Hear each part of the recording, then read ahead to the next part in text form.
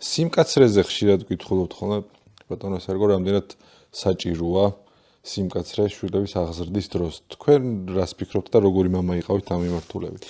არ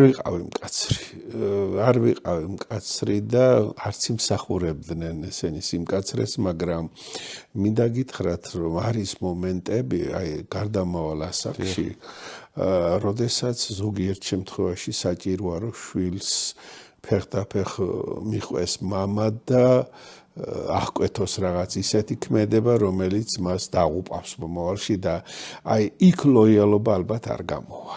იქ არ გამოვა ლოიალობა. მამა ვიმეორებ, უფრო დიდი პასუხისმგებლობის წინაშე დგება, განსაკუთრებით გარდამავალ ასაკში, თუ მამამ იცის ამ გარდამავალი ასაკის თავისებურება. თუ ეს არ იცის და ძალიან ბევრმა სამწუხაროდ არ იცის, ეს ცუდია.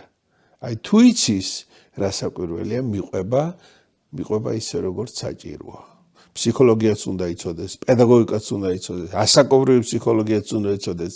დღეს მამობა გუშინაც ასე იყო ალბათ, აი გუშინ წინაც პასუხისმგებლობასთან ერთად ცოდნას გულისხმობს. რა საკვირველია დასაწყისში თქვენ ბძანეთ.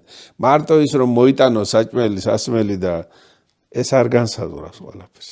ახლანდელი ბავშვები საერთოდ სხვანაირები არიან, ასე მგონია. ყოველ შემთხვევაში ჩემი თავი რომ ახსენდება და ახლა ჩემს შვილებს უყურებ იმავე ასაკში, საერთოდ სხვა ვიყავი მე. ალბათ მამაშენიც იგივე იმავე. კი, რა საკვირველია, ძალიან დიდი სხვაობაა.